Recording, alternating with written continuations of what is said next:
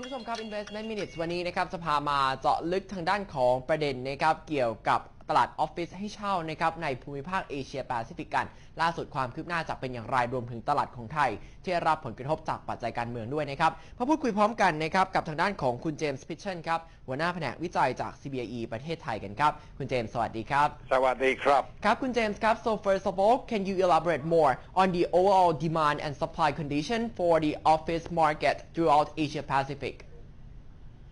So I think the Asia Pacific office market had enjoyed a reasonable fourth quarter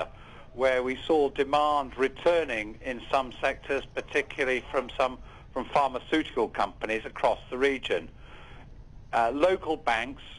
expanded at a faster rate than international banks, some of whom were still retrenching.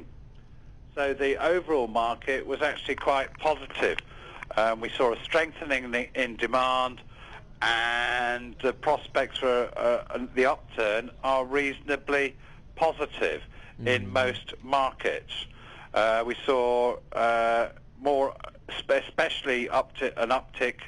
increase in demand in China, Japan, and Singapore. Bangkok also enjoyed its best net take-up since 2005. Where we had take-up of about 220,000 square meters last year. Take-up means the total growth in the amount of occupied space, and that was the best since 2005. Okay, but here in Bangkok, we can see that there has been an ongoing political demonstration, right? Has that had any implication on the overall supply and demand condition for the Bangkok office market? Let me talk about the picture that existed before the political turmoil started. So the market was looking very healthy, where we had limited new supply and rising demand. And that had meant that rents rose by about 7% last year in every office sector, from grade B suburban offices to grade A downtown CBD offices. Now, so far, we have not seen a significant impact on demand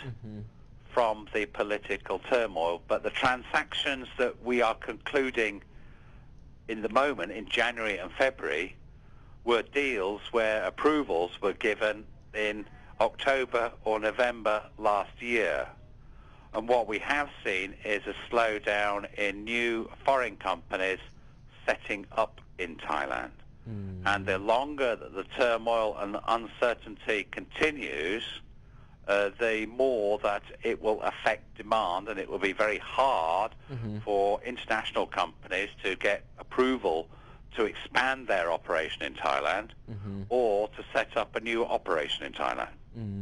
So given all these factors, I believe that there still exists an opportunity. Do you have any suggestions to make for the local entrepreneurs who are currently seeking satisfactory rental fees in the office market? I think there is a shortage of space. Most of the construction that you see around Bangkok is residential or hotel and not office space.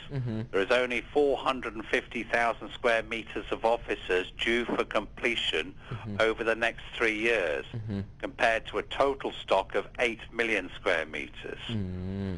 So any company that needs a reasonably large amount of space, let's say 500 square meters or more, will actually find at the moment very little choice. So my advice to occupiers is that you have to plan ahead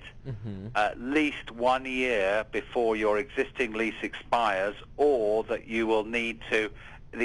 additional space, so that you will have the opportunity to cover all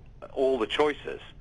Otherwise, you will find that there are very few options that may work for you. โอเคได้ครับคุณเจมส์ thank you very much for your insight